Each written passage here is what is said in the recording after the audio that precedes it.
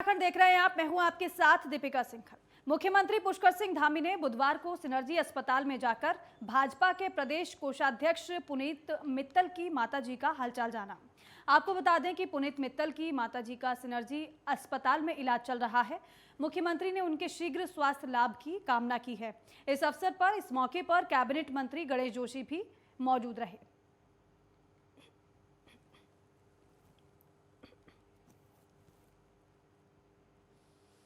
और वहीं सीएम धामी अपने 2 दिवसीय दिल्ली दौरे से देहरादून लौट आए हैं। सीएम धामी देहरादून लौटने के बाद मीडिया से रूबरू हुए।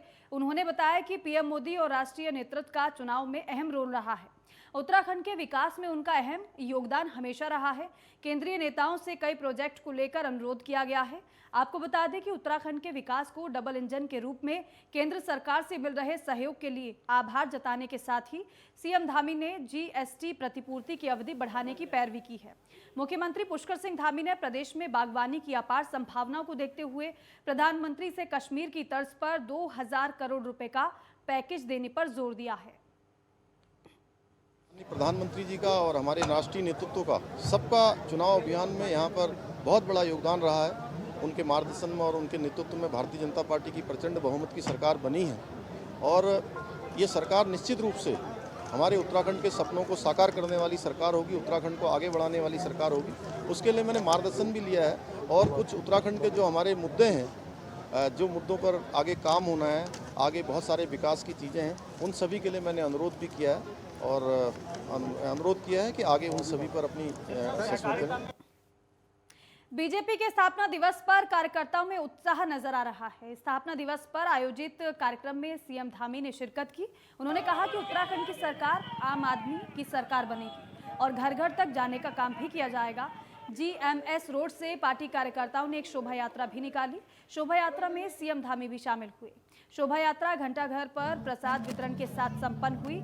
स्थापना दिवस पर पूरे प्रदेश में कार्यक्रम आयोजित हुए हैं। जिला, मंडल और बूथ स्तर पर सभी कार्यकर्ताओं ने प्रधानमंत्री का भाषण सुना।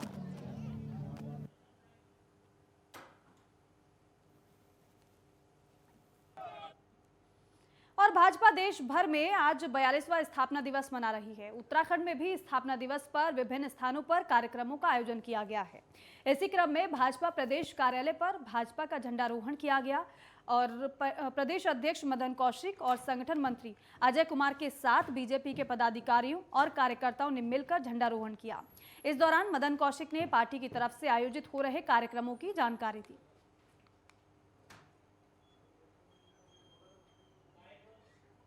ये पार्टी का स्थापना दिवस है। पूरे देश भर में भारतीय जनता पार्टी के नेतृत्व में बहुत बड़े आयोजन लाखों की संख्या में हो रहे हैं।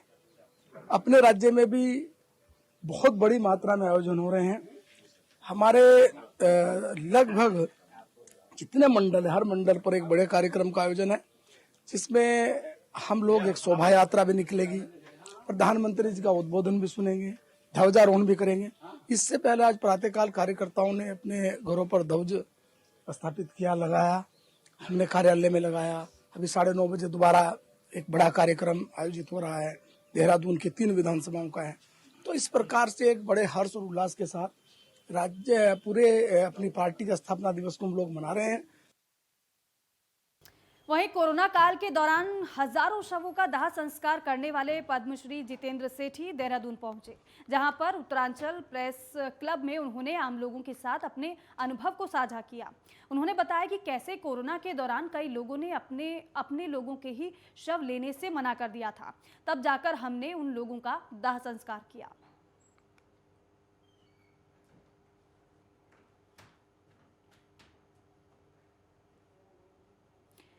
तो हजारों शवों का दाह संस्कार जिन्होंने किया था पद्मश्री जितेंद्र सेठी, वो देहरादून पहुंचे, अपने अनुभवों को उन्होंने साझा किया है।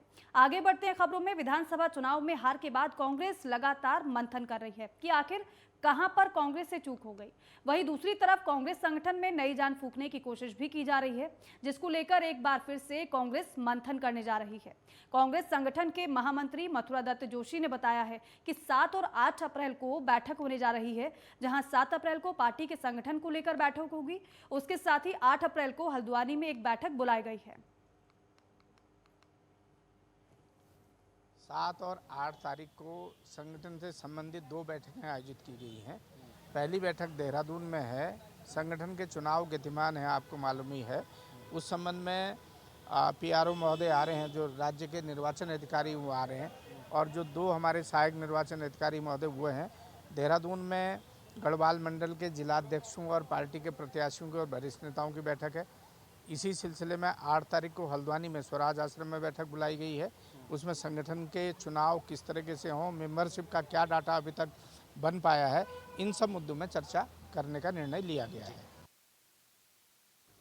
और लगातार बढ़ती महंगाई को लेकर कांग्रेस कल प्रदेश भर में केंद्र सरकार और प्रदेश सरकार के खिलाफ प्रदर्शन करने जा रही है।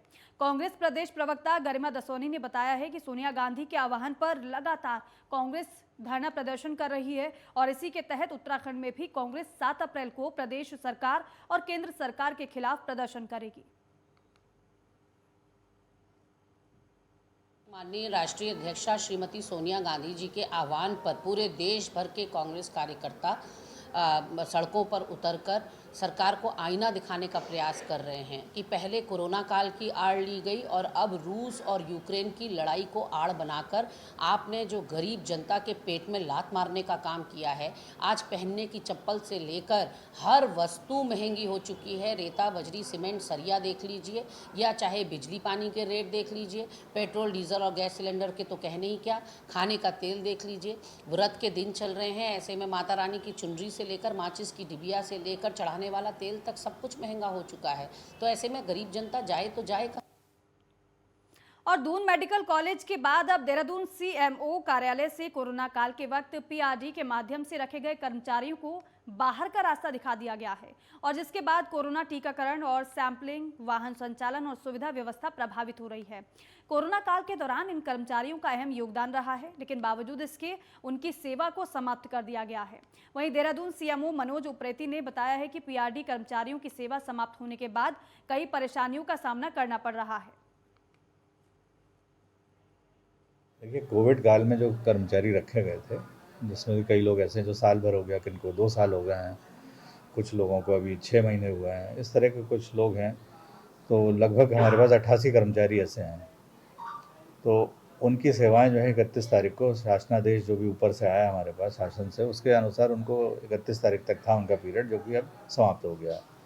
लेकिन ऐसा है कि हमें उनकी बहुत ज़्यादा आवश्यकता है, क्योंकि हम लोगों के जो प्रोग्राम चल रहे हैं कोविड टीकाकरण, जिसमें कि इन लोगों का बहुत ज़्यादा इस्तेमाल है, तो इसको देखते हुए जो है इनकी हमें बहुत आवश्यकता है और हमने जो है प्रशासन को लिखा है इनकी जो संविदा है उसको आगे बढ़ाने के लिए। और वहीं चमोली में पुलिस अधीक्षक श्वेता चौबे के निर्देशन में चमोली पुलिस द्वारा लगातार नशे के तस्करों के खिलाफ कार्रवाई की जा रही है, जिसके लिए सभी थाना स्तर पर थाना प्रभारियों के नेतृत्व में टीम का गठन किया गया है। जिले को नशा मुक्त बनाए जाने की कड़ी में कोतवाली कर्णप्रयाग ने पुलिस अधीक्षक चमोली के नेतृत्व में नशे के खिलाफ कार्रवाई करते हुए बड़ी सफलता पाई है। कर्णप्रयाग पुलिस द्वारा मुखबिर की सूचना पर तुरंत कार्रवाई करते हुए सोनला के पास राष्ट्रीय राजमार्ग के स्क्रबर से 102 पेटी अवैध शराब की बरामद हुई है।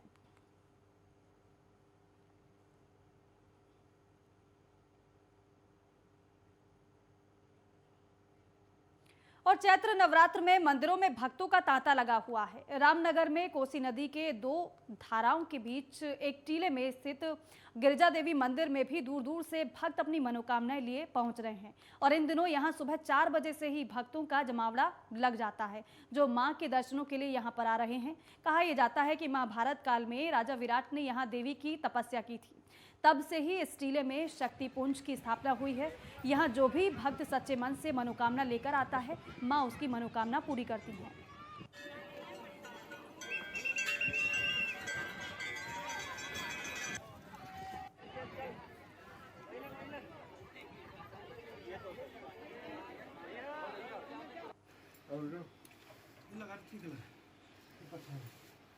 मंदिर बहुत अच्छा है, माता का बड़े प्राचीन तरीके से बना हुआ है। जो दोनों तरफ पहाड़ है, बीच में माता, जो गंगा माता बह रही है बीच में माता, यहाँ सिरद्वारे की भीड़ लगी रहती है। माता का मंदिर जो भी मन्नत मांगता है यहाँ पूरी होती है। अपने कारोबार के लिए जैसे जैसे के सब श्रद्धा से अपने आते हैं, यहाँ नंगे पैर चल के जाते हैं, माता रानी के माथा टेकते हैं। और बहुत दूर दराज से यहाँ के व्यक्ति आते हैं यहाँ। यहाँ पे प्रतिवर्ष की तरह यहाँ पे इस साल भी चैत्र माह की शुक्ल पक्ष में ये माँ भगवती के दरबार में नौ दुर्गों का आयोजन किया जा रहा है। काफ़ी संख्या में यहाँ पे श्रद्धालु देश विदेश से यहाँ पे दूर दराज पर्वतीय क्षेत्रों से और मैदानी क्षेत्रों से यहाँ पे आ रहे हैं। और यहाँ के बारे में मान्यता ये है कि ये माँ पार्वती का मंदिर है। यहाँ पे शिव और पार्वती का, पार्वती जी गिरिराज हिमालय की पुत्री होने के कारण तो ये हिमालय पर्वत के ऊपर स्थित है। गिरजा इसका नाम है, गिरजा है। गिरि माने पर्वत और जा माने उत्पन्न होना। पर्वत से उत्पन्न होने वाली गिरिराज हिमालय की पुत्री यहाँ पे वैष्णव रूप में स्थापित है और इसकी यहाँ पे वैष्णव रूप में यहाँ पे पूजा की जाती है। और उसके नीचे ठीक शिव जी का मंदिर है। शिव और पार्वती का ये पौराणिक मंदिर है यहाँ पे, जहाँ पे आजकल नवदुर्गों में देश विदेश का काफ़ी दूर दराज से लोग यहाँ पे आते हैं और यहाँ पे मनौती मांगते हैं। नारियल सुबह से ही यहाँ पे 4 बजे से ही लोग यहाँ पे लाइन में लग जाते हैं माँ के दरबार में। चुंदरी, घंटी, नारियल वगैरह यहाँ पे माँ भगवती को अर्पण करते हैं और पूजा अर्चना करने के उपरांत माँ भगवती अपने सब लोग दर्शनार्थी यहाँ से प्रसन्न होकर अपने घरों को विदा होते हैं।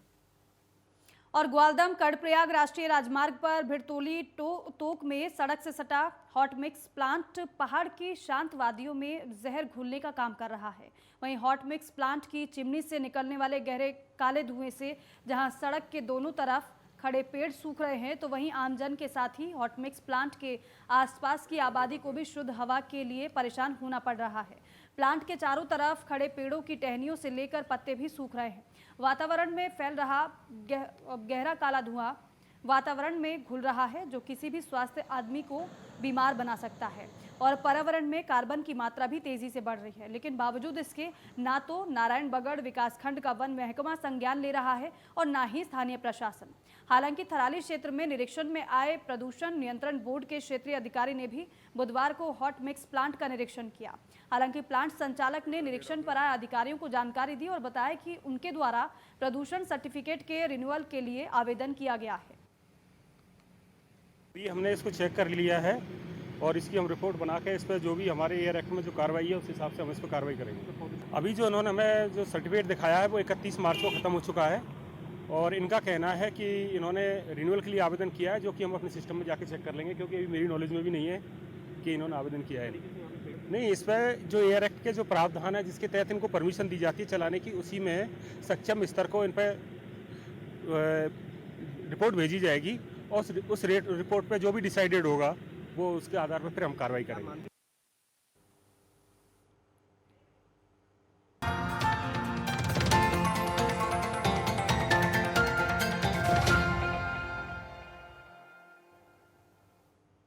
चलिए खबरों में आगे बढ़ते हैं। गढ़वाल रेंज के कई चौकी और थानों में 1 साल से कई मामले लंबित चल रहे हैं, लेकिन जिस पर पुलिस की ओर से अभी तक कोई भी कार्रवाई नहीं हो पाई है, जिसके चलते डीआईजी गढ़वाल करण सिंह नगरन्याल ने अपराध गोष्ठी के दौरान चौकी थाने प्रभारियों को फटकार लगाते हुए जल्द से जल्द 1 साल से लंबित मामलों पर कार्रवाई करने के निर्देश दिए हैं।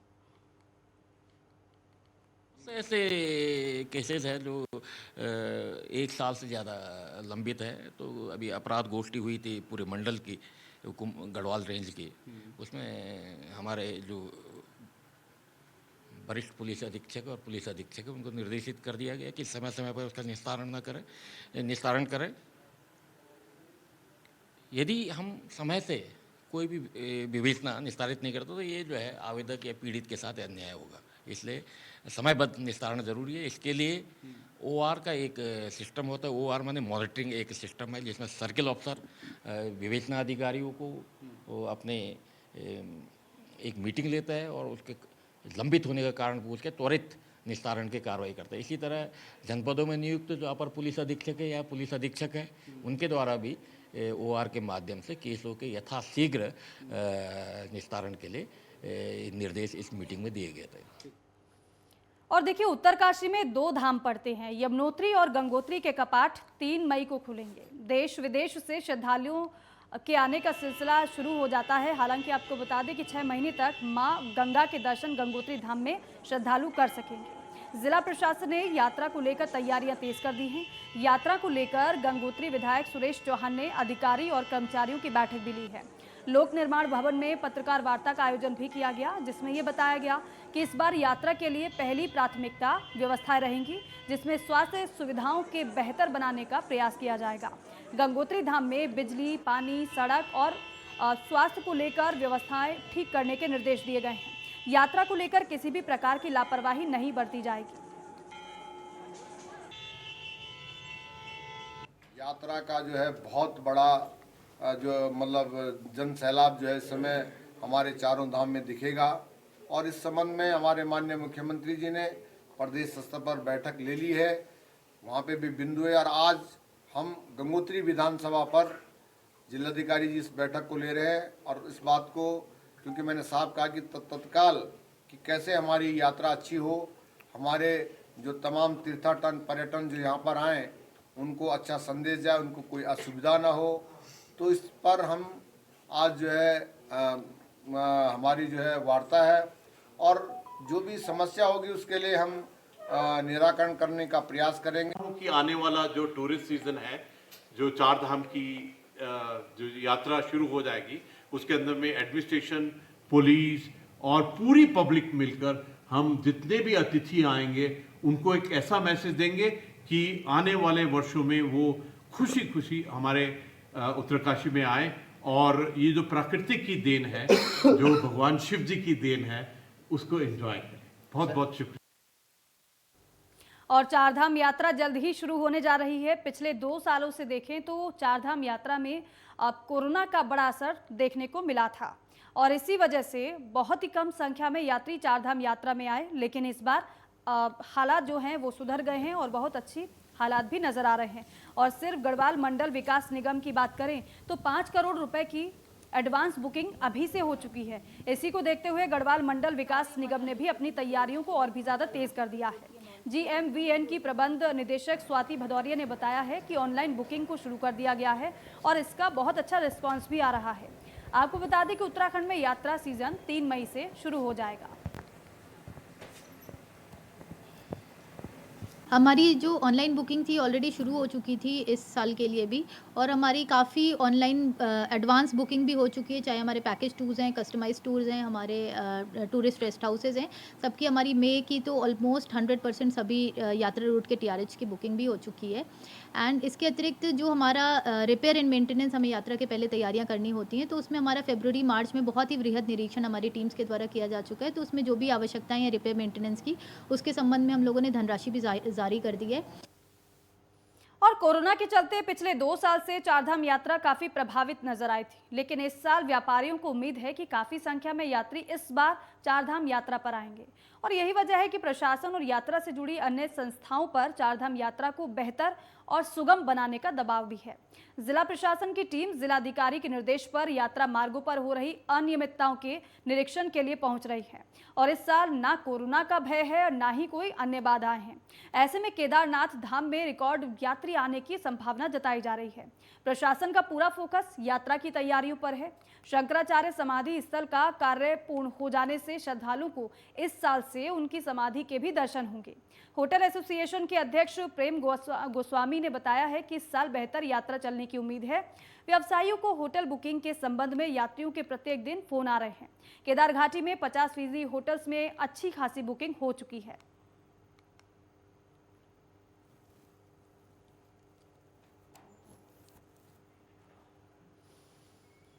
और खटीमा के जिला चिकित्सालय में आउटसोर्सिंग कर्मचारियों के धरने को 6 दिन पूरे हो गए हैं, लेकिन इस दौरान आंदोलित आउटसोर्सिंग कर्मियों ने राज्य सरकार के खिलाफ जोरदार प्रदर्शन किया है। आउटसोर्सिंग कर्मचारियों का कहना है कि 31 मार्च को उन्हें अचानक कार्यमुक्त कर दिया गया और ये लोग खुद को कार्यमुक्त किए जाने का ही विरोध कर रहे हैं और 1 अप्रैल से ही अनिश्चितकालीन धरने पर बैठे हैं। जब तक सरकार उनको एक निश्चित मानदेय पर वापस सेवा पर बहाल नहीं करती है, तब तक उनका आंदोलन यूं ही जारी रहेगा, उनकी चेतावनी है। 31 तारीख के बाद ये नोटिस आया अचानक और पहले से हमें कोई इन्फॉर्मेशन नहीं दी गई थी कि आप लोगों की 31 मार्च के बाद आपकी सेवा समाप्त हो जाएगी। लेकिन 31 तारीख से एक दिन पहले हमें 30 तारीख को नोटिस आता है कि आप लोगों का कार्यकाल खत्म हो गया है और पिछले 2 साल से हमने लगातार अपनी जान की परवाह करते हुए यहाँ हमने अपनी सेवा दी है और 1 तारीख को ये अस्पताल उप जिला अस्पताल भी घोषित हो गया है।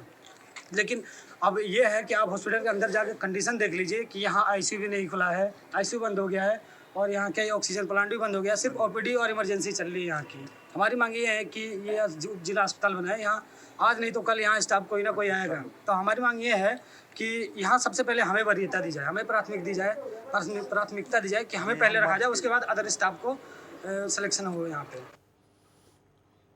और वहीं उत्तराखंड सरकार प्रदेश में रोडवेज बसों का बेड़ा बढ़ाने की तैयारी कर रही है। बीजेपी की तरफ से विधानसभा चुनाव के दौरान वादा किया गया था, जिसके तहत रोडवेज की बसों को 5000 किया जाना है। इसी को लेकर जल्द ही प्रदेश में 1500 से लेकर 2000 तक बसों की संख्या बढ़ाई जा रही है। इन बसों में सीएनजी और इलेक्ट्रिक बस अभी जल्द ही उत्तराखंड रोडवेज से जुड़ जाएंगी। परिवहन मंत्री के मुताबिक सरकार रोडवेज का बस बेड़ा बढ़ाना चाहती है। पहले चरण में 1500 से लेकर 2000 तक बसें और फिर इस बेड़े में जोड़ने का लक्ष्य रखा गया है। जैसे ही उत्तराखंड बसों की संख्या बढ़ाएगा, इसी के साथ ही पड़ोसी राज्य हिमाचल प्रदेश से ज्यादा रोडवेज बसों को संचालित करने वाला प्रदेश बन जाएगा। इस वक्त हिमाचल में 3100 के करीब बसें हैं।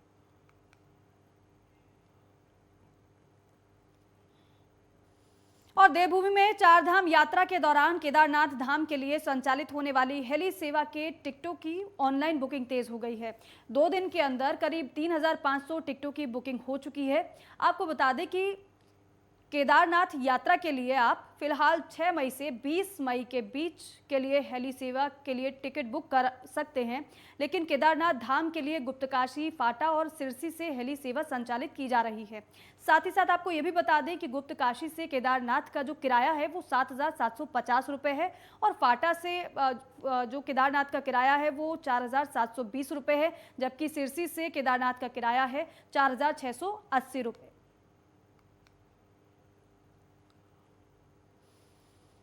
वहीं जोशीमठ में विश्व प्रसिद्ध फूलों की घाटी 1 जून से पर्यटकों के लिए खुल जाएगी, जिसको लेकर पार्क प्रशासन के द्वारा जल्द ही घाटी को जोड़ने वाले मार्ग को भी दुरुस्त करने का कार्य शुरू कर दिया जाएगा। फूलों की घाटी रेंज से क्षेत्र के भ्रमण कर लौटी टीम ने बताया है कि वामर धोड़ और द्वारी पुल के पास भारी तादाद में हिमखंड टूटे हुए हैं, जहां पर हिमखंड को काटकर रास्ता बनाया जाएगा।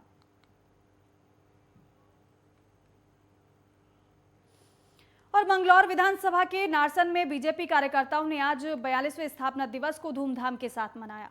कार्यक्रम की शुरुआत मंगलौर विधानसभा के अध्यक्ष सोनू धीमान और दिनेश पवार ने डॉक्टर श्यामा प्रसाद मुखर्जी, पंडित दीनदयाल उपाध्याय और भारत माता की तस्वीर के समक्ष पुष्पांजलि अर्पित देकर की।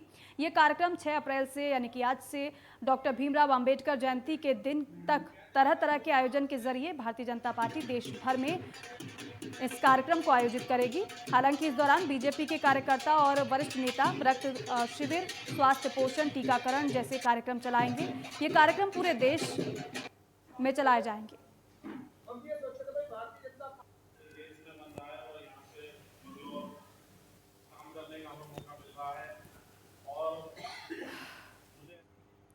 और देवभूमि में कोरोना के चलते लगातार तीसरे साल भी विश्व प्रसिद्ध मानसरोवर यात्रा पर संकट के बादल मंडरा रहे हैं। पिथौरागढ़ जिला प्रशासन को अब तक विदेश मंत्रालय से यात्रा को लेकर कोई दिशा निर्देश नहीं मिले हैं।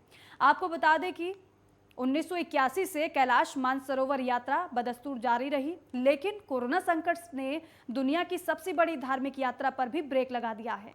साल 2020 और साल 2021 की तरह इस बार भी यात्रा का आयोजन संभव नहीं दिख रहा है। आमतौर पर इन दिनों यात्रा की तैयारियां जोरों पर रहती थी, लेकिन इस बार ना तो विदेश मंत्रालय स्तर पर, ना ही कुमाऊं मंडल विकास निगम और ना ही पिथौरागढ़ जिला प्रशासन ने यात्रा को लेकर कोई पहल की है। ऐसे में यह तय माना जा रहा है कि पहली बार लगातार 3 सालों तक मानसरोवर यात्रा नहीं होगी। कैलाश मानसरोवर यात्रा को लेकर वर्तमान समय तक कोई दिशा निर्देश शासन स्तर से या उच्च स्तर से नहीं मिले। जैसे ही दिशा निर्देश प्राप्त